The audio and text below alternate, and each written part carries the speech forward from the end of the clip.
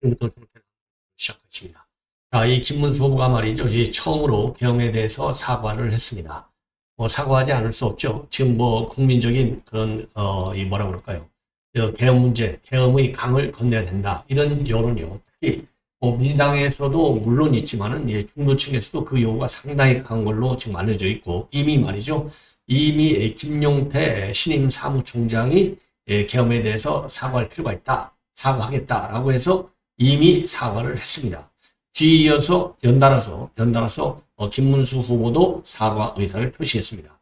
자, 그래서 제가 이제 항상 말씀드리지만은요, 우리가 이번에 이재명의 집권을 막기 위해서라면 법으로 금지되어 있는 불법을 빼놓고는 모든 것을 다 해야 된다.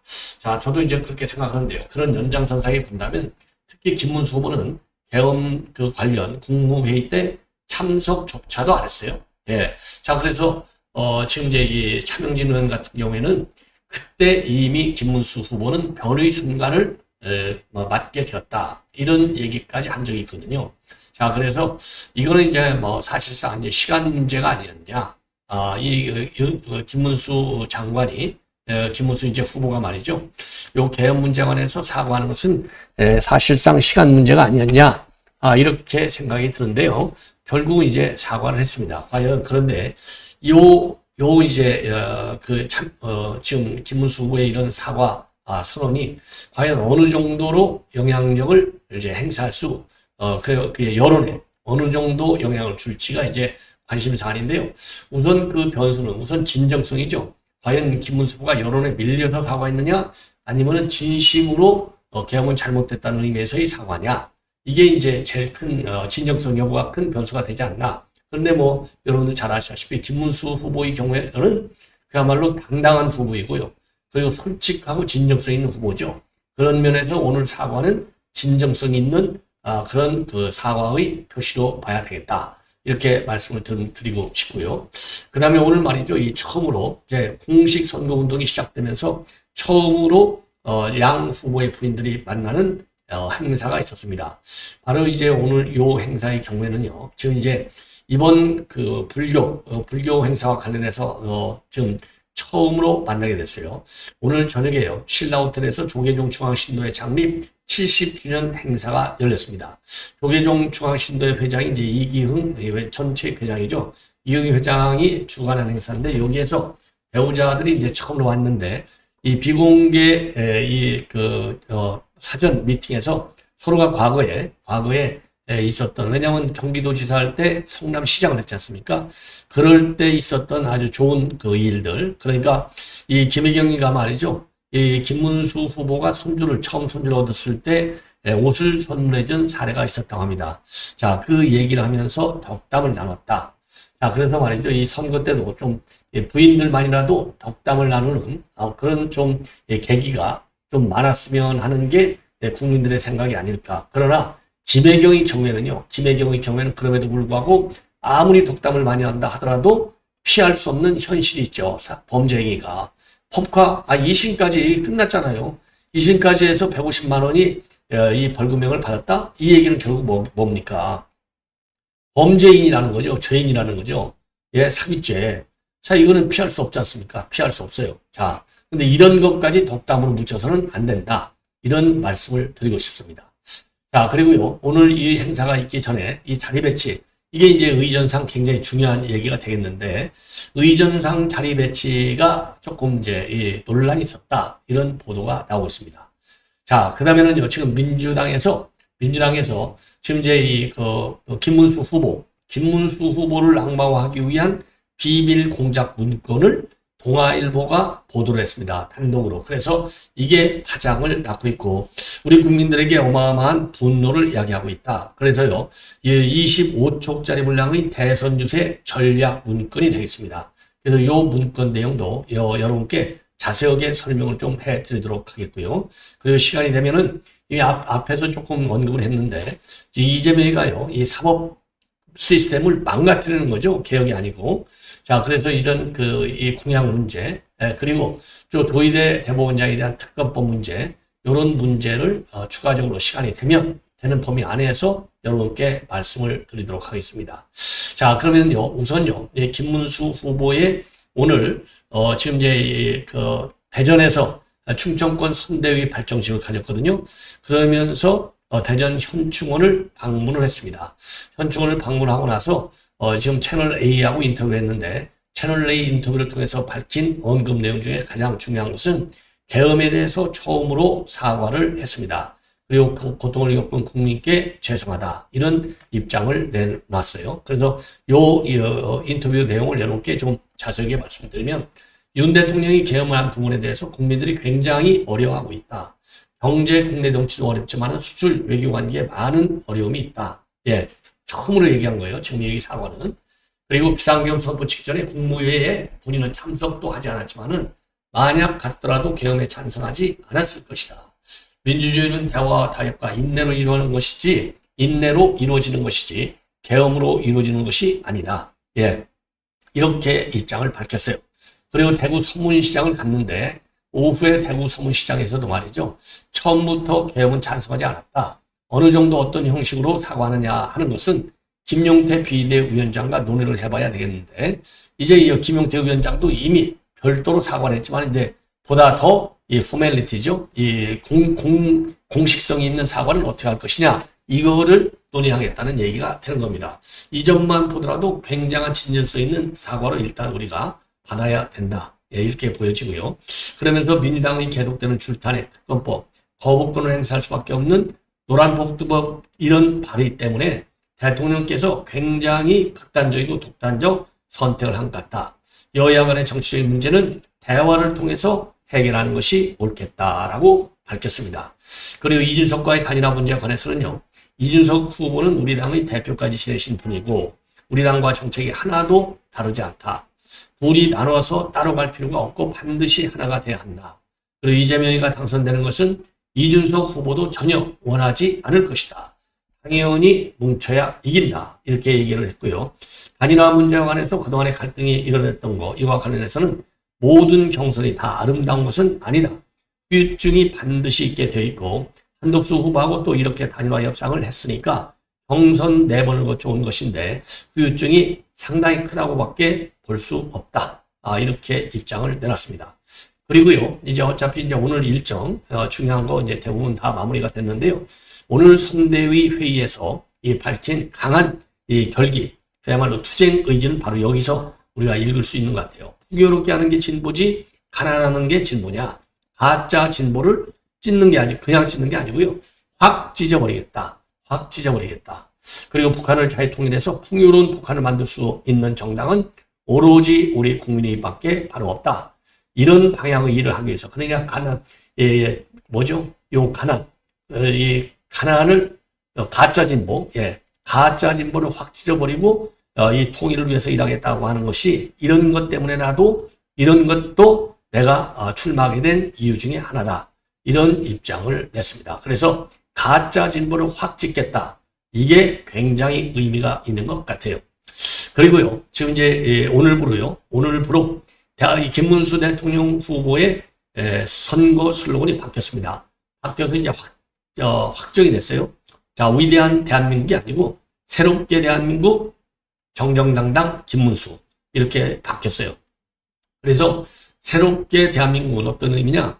김문수 후보가 좌우 남녀 지역 갈등과 부조리를 극복하고 새로운 대한민국을 열어가고자 하는 의지를 나타냈다.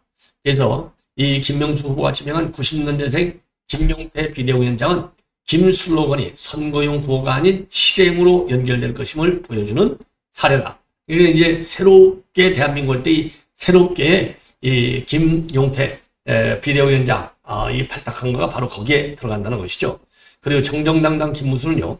노동운동가 시절에 모진 고문을 겪으면서도 동료의 이름을 팔지 않은 신녀, 그리고 김 후보의 좌우명인 청렴 영생 부패 즉사의 정신, 그리고 김 후보가 추구하는 정치의 제일 원칙인 약자 보호의 뜻을 담았다고 선대위가 밝히고 있습니다. 그래서요, 선대위가 밝힌 내용을 보면은 김문수 후보가 청년 시절에는 노동운동가로 활동했고 중년에는 정청 보수정당의 정치가이자 행정가로 활약했다는 점을 들어서 김 후보가 양측의 가치를 체화한 역량을 기반으로 대한민국의 사회 통합과 재도약을 약속하는 의미다. 그리고 김문수 후보야말로 이재명 후보와 능력, 도덕, 삶의 궤적 차원에서 유일한 대역자다. 선거 기간 그야말로 새로운 김문수의 모습을 알아갈 수 있을 것이고 결국 김 후보의 진정성에 국민께서 기적을 보여줄 것이다. 이러한 입장을 내놨습니다. 그리고요, 오늘 여러분들 잘 아시다시피 10대 공약을 발표했죠. 10대 공약. 1호 공약은 기업하기 좋은 나라, 일자리 창출이 되겠습니다. 요거는 이미 여러 차례 여러분께 보도를 해드렸기 때문에 제가 이 자료 화면을 통해서 간략하게 말씀을 드리겠습니다. 자, 이게 이제 10대 공약이에요. 기업하기 좋은 나라. 두 번째가 AI 에너지 3대 강국 도약. 그 다음에 세 번째가 미래가 열리는 대한민국. 네 번째가 GTX로 연결되는 나라. 다섯 번째가 중산층의 자산 증시 기회의 나라. 그리고 여섯 번째가 아이 낳고 키우기 좋은 나라. 일곱 번째가 민생이 살아가는 서민 경제. 여덟 번째가 재난에 강한 나라.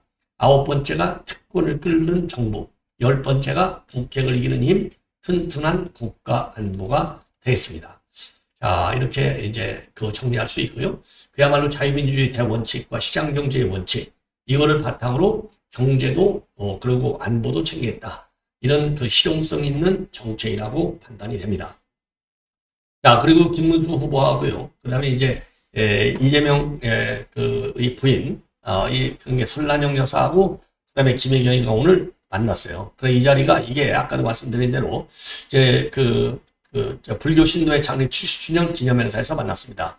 본래 여기가 이제 김혜경이거든요. 요 앞자리가 이렇게 서로 마주보게 앉아있게 돼 있었는데, 요거를 왼쪽으로 지금 하나, 둘, 셋, 네 자리가 이제 떨어져서 최종적으로 이렇게 앉게 돼 있었어요. 근데 앉았어요. 근데 이제는 이게 조금 옆으로 가면서 이 자리 배치가 바뀌어졌습니다. 그래서 김혜경이 바로 왼쪽에 본래 이 설란영 여사가 앉도록 그렇게 배치가 돼 있는데, 이거는 잘못 얘기하는 거죠. 아니, 좌우 바로 옆자리는 굉장히 민감합니다. 그러면 김혜경이가 대통령 부인한 얘기인데 이게 말이나 되는 겁니까? 말도 안 되는 얘기지요. 이거 불교 신들 측에서 이건 프로토콜을 굉장히 한마디로 속된 말로 하면 무식한 거예요. 자, 이런 경우는 마주 앉게 하든가 아니면은 의전 서열에서 크게, 그러니까 이제 서열을 따지지 않은 것처럼, 왜냐면 이게 원탁 의로 돼 있으니까 요거를 잘 기술적으로, 또 이런 거는요, 지금 의전 사례가 워낙 많기 때문에 금방 연구할 수 있는데, 이건 무성의한, 아니면은 무책임한, 아니면 무식한 의전, 이 배쳤다. 이렇게 보여져요. 그래서 요거를 나중에는 결국, 고쳐가지고, 이제 김혜경이 바로 옆에는 스님이 앉게 되고, 그리고 이제 네 자리를 왼쪽으로 띄어서 앉게 됐다고 합니다. 그래서 이렇게 이제 공식 행사 시작되기 전에는 사전에 이제 만나서 덕담을 주고받았다고 그래요. 그래서 김문수 후보가 손주를 얻었을 때 이 김혜경이가 손주 옷을 선물해 준 얘기를 설랑영 여사가 얘기했고, 그 당시 참 고마웠다. 그러니까 이제 김혜경이가 어떻게 그걸 다 기억하냐라고 하면서 상당히 반가워했다. 예. 자, 그리고 그동안에 이제 김혜경이는요, 조용하게 비공개의 활동을 쭉 해왔고, 그리고 이제 설란영 여사도 지금 조용하게 김문수 후보의 지원 활동을 할 예정으로 있다고 합니다. 자, 그리고 참고적으로요, 지난 그러니까 4월 30일이죠. 포항에 나서서 포항을 방문해서 간담을 했는데, 그때 이 김혜경의 법화 유용 사건을 언급하면서 저는 법화로 밥을 사 먹지 않았다. 관용차도 타지 않았고 공적인 일 외에는 내가 직접 운전하고 다녔다. 이러니까 오늘 한국도심에서도 150만 원 그대로 선고가 된 거 아니겠습니까? 어디 그것뿐입니까? 예. 자, 그래서 요 정도로 해서 오늘요, 두 후보 부인의 공개적인 첫, 만남이 되겠죠. 예, 요거는 이제 요 정도로까지만 제가 이제 말씀을, 드리도록 하겠습니다. 자, 그리고요, 이번에는 지금, 선거 공작과 관련된 얘기를 좀 해야 되겠네요. 지금 시간이 벌써 20분이 넘어가는데.